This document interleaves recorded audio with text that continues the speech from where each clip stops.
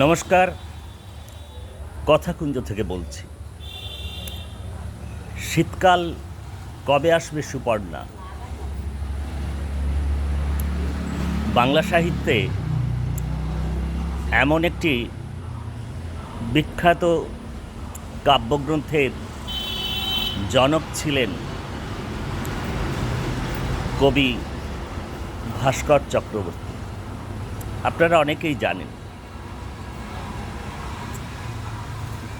ভাস্কর চক্রবর্তী কোনো এক কবি সম্পর্কে আজ থেকে 25 বছর আগে লিখছেন। দু চারটে লাইন আপনাদের পড়ে শোনাই। শামশেরের সঙ্গে বন্ধুত্বটাই ছিল একটা বাঘের সঙ্গে বন্ধুত্বের মতো। এতটাই উদ্দামতা, সজীবতা, দুঃসাহসিকতা ছিল শামশেরের। এতটাই আক্রমণাত্মক, বিষণ্ণ আর ক্ষুব্ধ, এতটাই আন্তরিক ছিল শামশের। এতটাই আন্তরিক যে প্রকৃত শামশেরকে খুঁজে পাওয়াই ছিল মুশকিল। খুঁজে অবশ্য ঠিকই পাওয়া যায় শামশেরকে তার কবিতায়। শুধুমাত্র 3টে কবিতার বইয়েতেই বাংলা সাহিত্যে শামশের প্রতিষ্ঠিত করেছে নিজেকে। মৃত্যু যদি অকালে না হাতছানি দিত তাকে, বাংলা কবিতা হয়তো আরও একটু বৈচিত্র্যময় হতে পারত। এরপরে একেবারে শেষ লাইনে তিনি লিখছেন, আমাদের ভাষায় এমন সশস্ত্র এক আধুনিক কবি সত্যিই খুঁজে পাওয়া ভার। এই কথাগুলি শামশের লিখেছিলেন আজ থেকে 25 বছর আগে ওর বইয়ের শ্রেষ্ঠ কবিতা গ্রন্থের একটি ভূমিকায়। আজকে সেই শামশের আনোয়ার খুব একটা তাকে জানা যায় না, যেভাবে সচরাচর অন্যান্যদের কবিদের জানা যায়। কিন্তু একটু খুঁজে পেতে জানলে একটা নতুন জানালা খুলে যায়। তো যাই হোক, আজকে শামশের আনোয়ার 60-70 দশকের এরকম এক বেপরোয়া কবি বলা হয়। আপনাদের পড়ে শোনাচ্ছি। হ্যাঁ,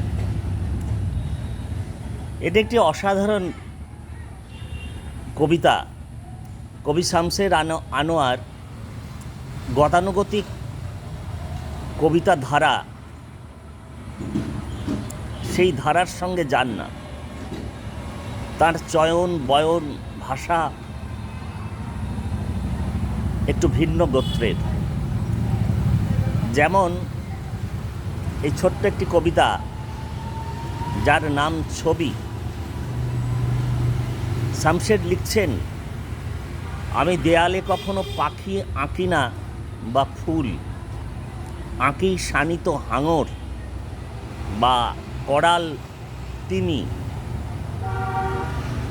কেমন আশ্চর্য না অভিব্যক্তি, যে সাধারণভাবে ফুল, পাখি, বর্ষার ছাতা, একটি কাগজের নৌকো, এই যে সাধারণ ছবি, এর বাইরে গিয়ে তিনি আঁকছেন শানিত হাঙর বা করাল তিমি।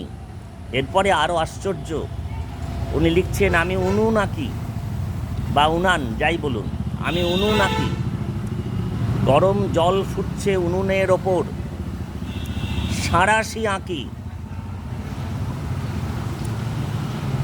এই যে আমি উনুন আঁকি, সাঁড়াশি আঁকি, গরম জল ফুটছে উনুনের ওপর, এর মধ্যে দিয়ে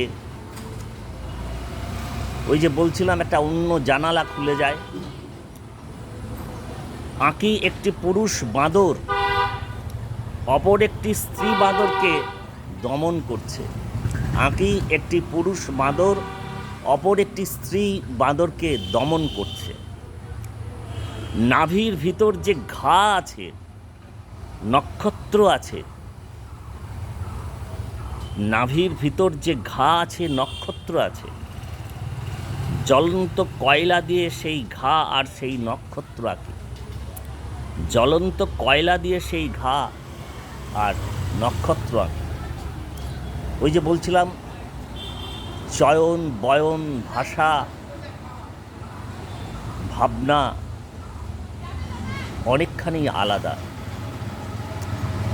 আজকে এই শামশের আনোয়ারকে নিয়ে আরেকটু বলে নিই। শঙ্খ ঘোষের একটি অসাধারণ অন্তর্গত গদ্য রয়েছে।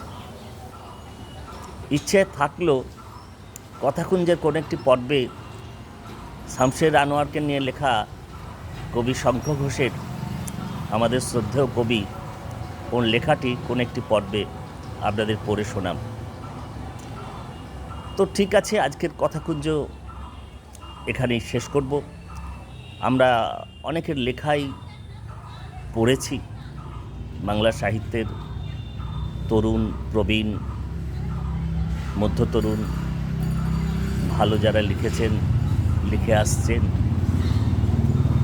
কিন্তু খুব সম্ভবত শামশের আনোয়ারের কোনো কবিতা এ পর্যন্ত পড়া হয়নি।